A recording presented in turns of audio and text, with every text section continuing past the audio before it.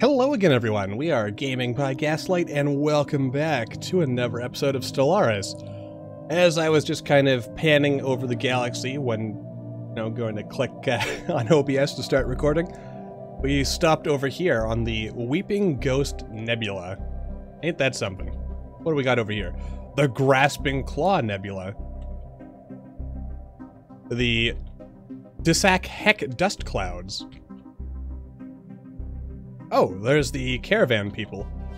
We also have the Ulteran Miasma, the Sejanus Expanse, and all kinds of other places that I'm sure we'll, wander over to by and by. Hello. Welcome to Trade Station Tungle, the galaxy's premier leisure palace and home base of the Caravaneer fleets. We can play the slots, we can open a reliquary, purchase caravan coins. These are all forms of loot boxes, or gambling.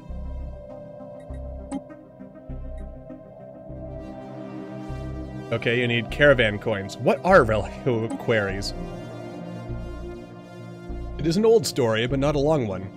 When the current caravans first came together and the Caravanserai Caravan Coalition was established, it was decreed that a small random portion of goods passing through the station every year was to be seized, placed in hermetically sealed containers, and stored in a cargo bay on the lowest level of the station. This custom has been upheld since time immemorial, and the cargo bay recently filled up. It's now our duty to sell these sealed reliquaries. Oh, this is where that, I've heard of this. There's like a really rare chance of like some relic called the Galatron to show up. Yeah, that's apparently pretty cool. Also, this is an amazing creature. Like, made of rock, it's like, got some kind of like burning sun as its core. Little arms sticking out of it.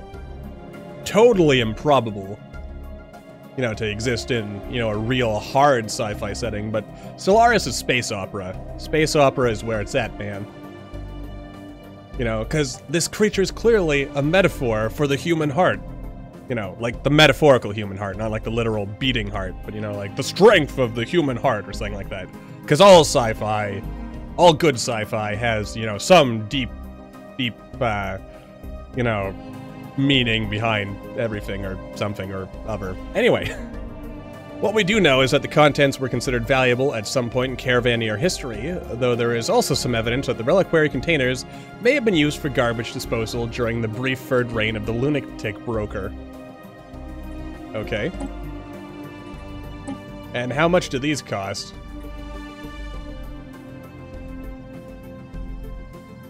Wow. Well, at least I have something. I know I'll have something to spend my gross amount of energy credits on at some point. All right, that's all I care about for now. Wonder if I can vassalize them. Probably not, because they're not like an enclave. They actually show up on the map. Concluded. So they're somebody. Ooh, gas extraction. Destroyers. Let's get robots. I'm actually kind of curious how robots work.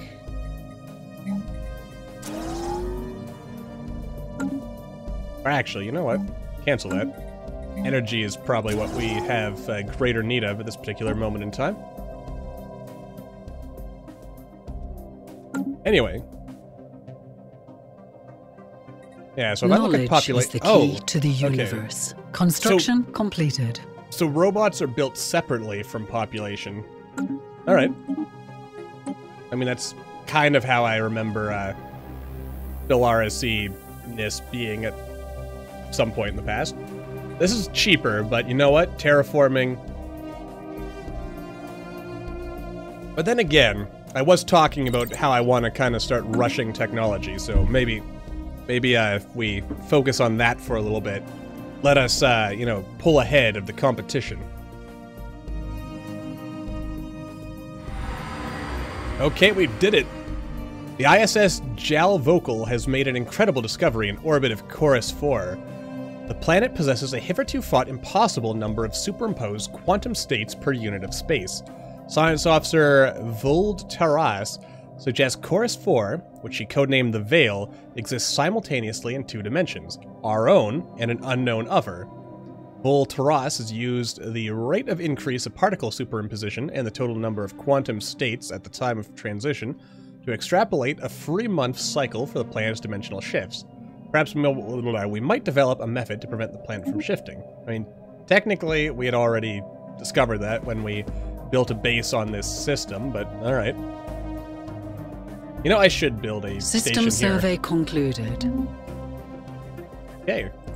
And, yeah, I can't do archaeology stuff until later, so you know what? I'll just auto-explore you. Alright, and when you're done, I would like to start building our way towards these other systems. I mean, all this, like, I can get this anytime. So I'm not gonna be too worried about it. At least not yet. Though again, that trade would be pretty handy.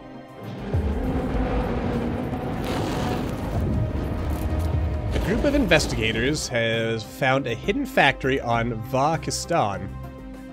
Or Vikistan. Kaskon.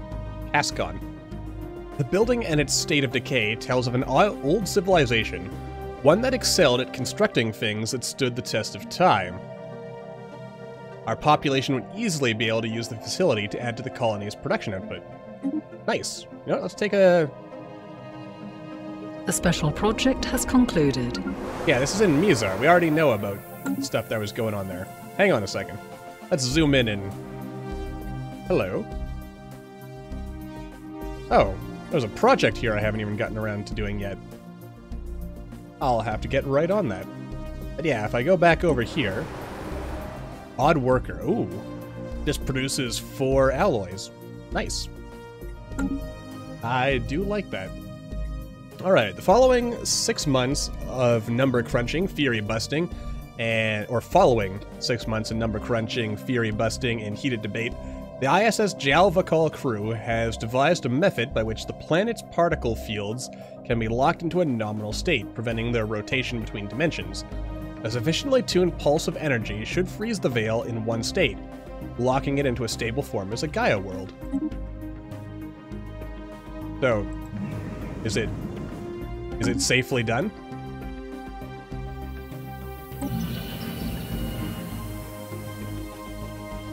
I'm going to assume the answer to that. Wow, 17 districts. That's a lot of districts. I'm going to assume the answer is yes, but maybe I should hold off before building another colony. But, on the flip side, screw that. Let's get our brain slug people out there. And yeah, I'm just going to call it the Veil. It's a cool name.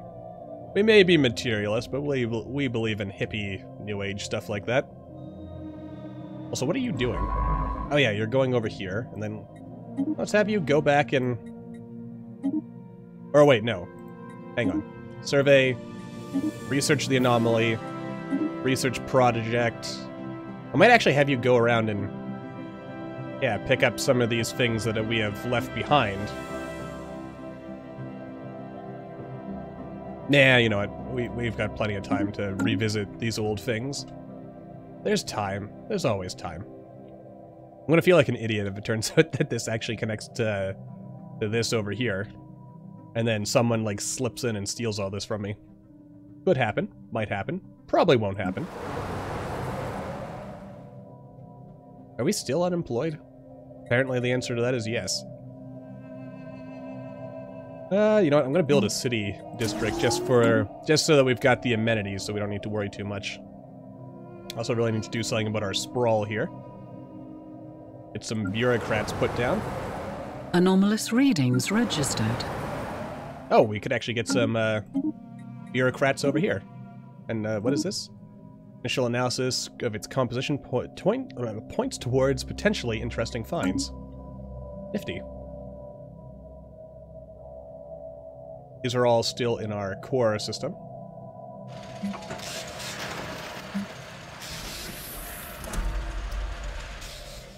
Actually, I can rename this, right? I'm just gonna call it Core Worlds. Because I like the sound of that better.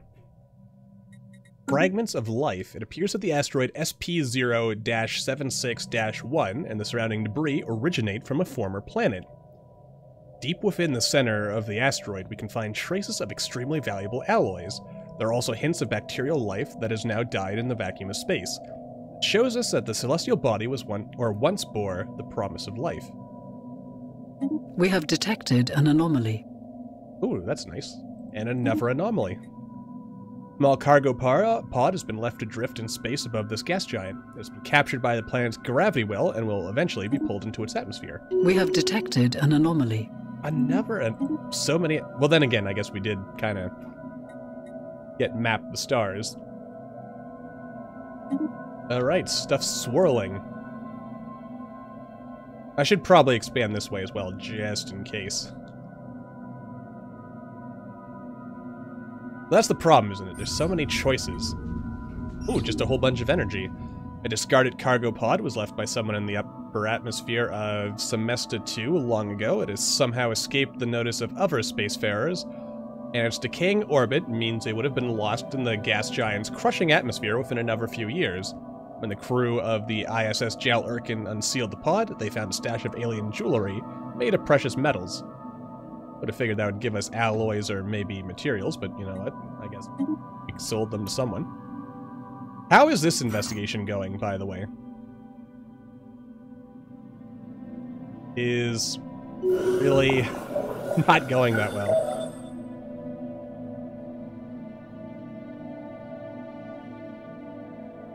Let's see, we've received a communication from a previously unknown spacefaring empire that call themselves the Visari Sacrosanct League.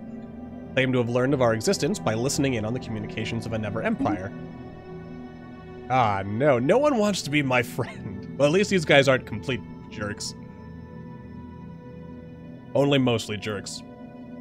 Alright, well, we are egalitarian, so they're not authoritarian, so they might get along with us.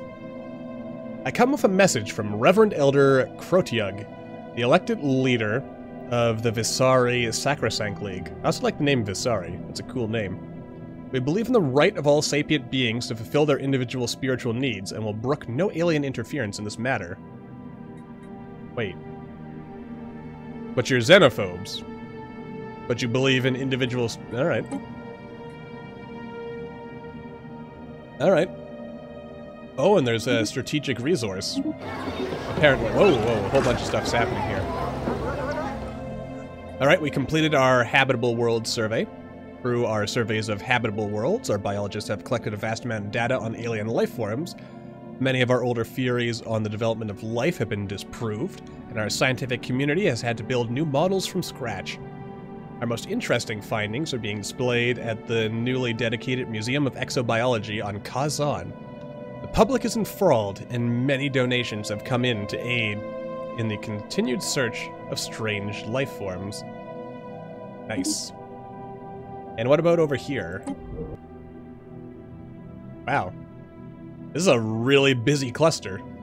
3 existing civilizations, a previous civilization, there's us over here, there were like the brain slugs over here.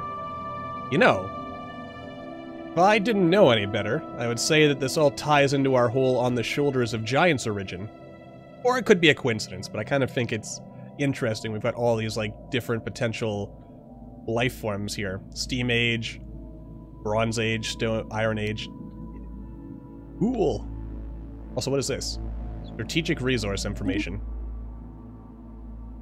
Okay, they've got Zero Dust. That's pretty useless to us unless we steal some psychic technology, which I don't think I can do. Oh my god, that is beautiful. And they've got rare crystals. Oh, geez, these guys are... Okay, well, at least these guys are kind of boxing the other guys in. Isolationist. What does this do for them? Increases administrative capacity, monthly unity, governing ethics, border friction. Resting. Well, it is possible that these guys and these guys might go to war with each other at some point, which would be my perfect opportunity to slip on in here.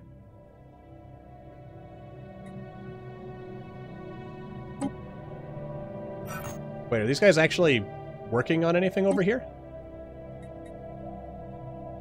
They might be. I don't know if they've sent their scientists to start investigating yet, but there's still time. Possibly. But I think I would rather, you know, like, beeline locking all this off for us, and then... Because, I mean, we don't have to get every single archaeological site. Though that would be cool. Anyway, we found the Queptilium civilization in Semester 1. And, of course, as we know, they're in an Iron Age. Stuff. System survey concluded. You are leveling up, I was gonna say.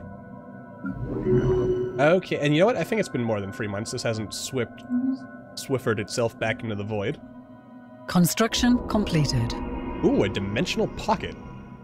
The ISS Jal Olek never made it all the way to L47-LF4 to study the anomalies surrounding it. The ship, along with science officer Ganak Taisala and crew, blinked out of existence as it was navigating the debris field, and then reappeared minutes later. Ganak Taisala reports that they found themselves, briefly, in some extra-dimensional space. External viewports revealed they were surrounded by countless ships of alien design, suspended in a seemingly endless void. Before the crew could get there, we actually briefly pierced the shroud. Man, I've got to be honest, I love the whole, like, spiritualist, shroud, psychic-y stuff in Stellaris. I mean, it's all real, like, more in the fantasy side, but I like, well, then again, you know what? I like all the lore in Stellaris. Any direction you go in, it's got good stuff, I guess is the point I'm trying to make. Anyway, getting back to where we were. Endless void before the crew could get their bearings, the vision abruptly faded, and they found themselves back in regular space. However, roughly half of the crew are missing. Science officer Ganak Taisala speculates that they may have been selectively trapped by some unknowable mechanism in that strange space. Also, who am I clicking on? Oh, my science ship. Alright, let's build our star bases. So again, like I said, I'm going to kind of focus on rushing to get all this. I might want to rush to, like, get a choke point over here, but we're probably okay. Another science ship?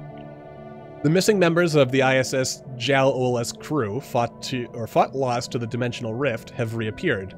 They hailed us from aboard an unknown vessel, not entirely dissimilar to our own science ships, idling close to where the ISS Jal Olesk originally experienced the dimensional disturbance. They claim to remember nothing of their time outside our dimension, aside from a vague awareness of having been away for some time. They wish for nothing more but to return to service under Science Officer Ganak Taisala and intend to surrender the ship to Sulivan authorities. I mean, I'm not going to turn against them. Why would I do that? Alright, let's hire... How many scientists do I have at this point? I mean, let's see here. 1, 2, 3, 4, 5. 5 science ships. That's a lot of science ships. Okay, so you're... Wait. That can't be right. Ah, the Jal Olesk. The one I keep getting the name of wrong. You know, I could actually just have you go around and check out these anomalies. Let's level you up a little bit by having you go over here and survey, then work on the anomalies in approximate order of difficulty. Any others over here I'm missing?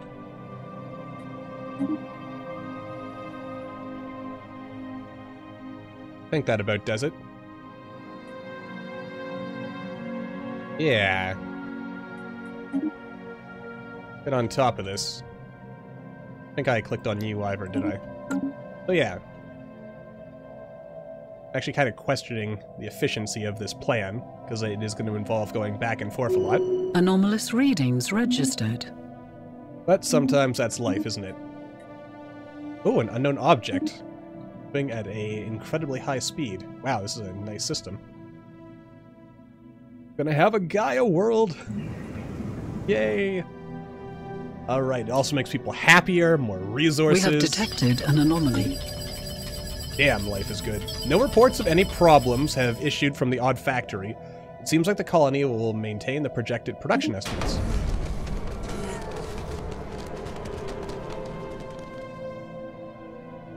Oh, I've heard about this event. First time seeing it. I think it's new in its current, like this latest patch. The Kenjodan envoy, Tobu. These are Jodans, aren't they? It is. Daughter of Srock. I like how they have, like, they're all, like, their naming system is, you know, so-and-so, son of this, or daughter of that. It's cool stuff, man. Nice, neat little naming systems. I also feel like it's kind of new-ish. I don't remember it when I was last playing 2 years ago. Anyway, has been exasperatingly tiresome in her efforts to represent Kenjodan interests in Kazan.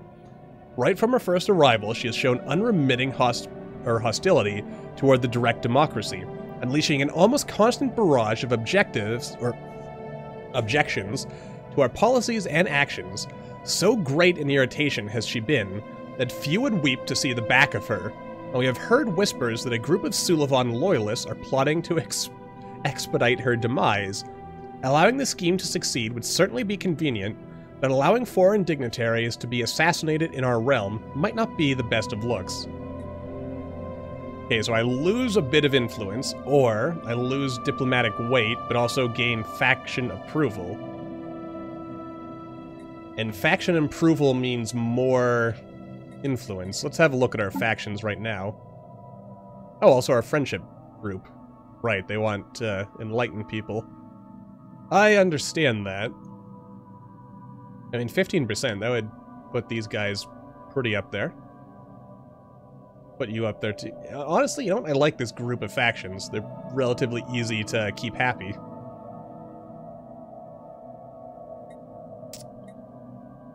Yeah, alright. Oh, it actually only specifically... Our scientists wanted to snuff her out. Oh, okay. Education campaign has expired.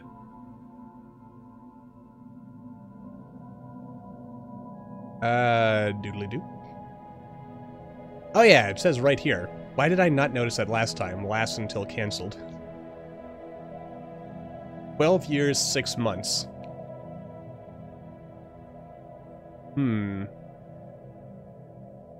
Oh, this actually... Well, it increases specific research speed, so... Yeah, maybe not. I'm not gonna re-up those for now, mostly because construction completed. Yes. Orbital Speed Demon. Attempts to scan the object in high-speed orbit of TFL-193 have been unsuccessful. The object quickly falls below TFL-193's horizon. The ISS JAL Vorkal's instruments are simply unable to keep up. While TFL-193's gravitational pull is strong, that alone does little to explain the object's extreme momentum. Either the object itself possesses some extraordinary properties, or there is some gravitational phenomena at work here. The object's velocity appears to be increasing over time. Science Officer Vuld Taras suspects that it may soon be thrown out of orbit, even without outside interference.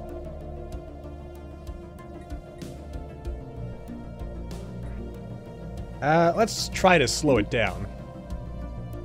They end up regretting that. Oh, never mind.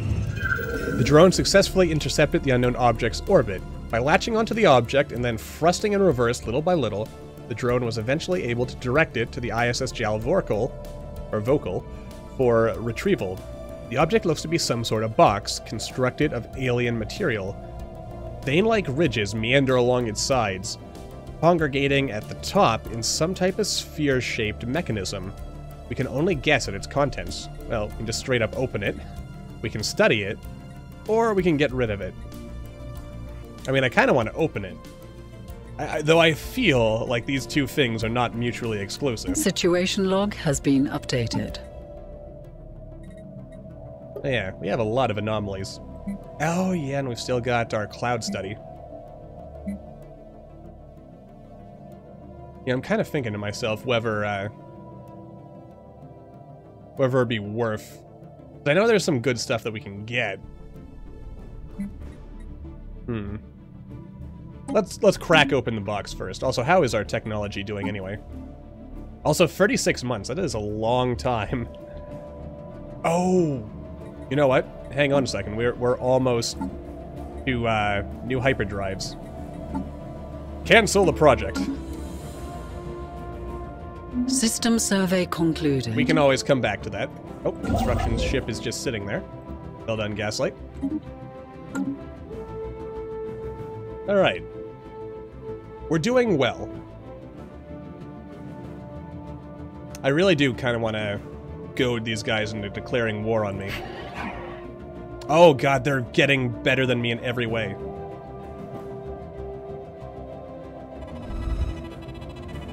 Really. Silhouettes discernible from orbit are indeed buildings, and closer inspection reveal them to be of an obvious martial nature. While abandoned for some time, though very recently on a galactic timescale, science officer Gnak Taisala believes that secrets of alien tactics may yet be exhumed from beneath the dust that covers the decaying barracks and looted armories. A special project may be issued to study the remains. Situation log has been updated. Alright, go ahead and research that, and then survey, then go to automatic.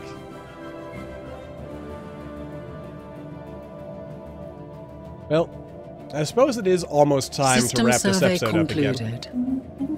Strictly speaking, don't really want to leave just yet, but are you still in this one system? How many of these damnable anomalies are in here? Feels like we've been here for like 2 episodes now. Anyway, resonance imaging of Too Long Didn't Read 1000 asteroid suggests an internal composition consisting of rare crystals. Alright, let's go for it. And with that in mind, let's also wrap this episode up. So until the next time, concluded. As always, thank you all for watching. I hope you all enjoyed. Don't forget to hit that like button, or maybe leave me a comment down below. Let me know what you're thinking. And I will see all you in the next video.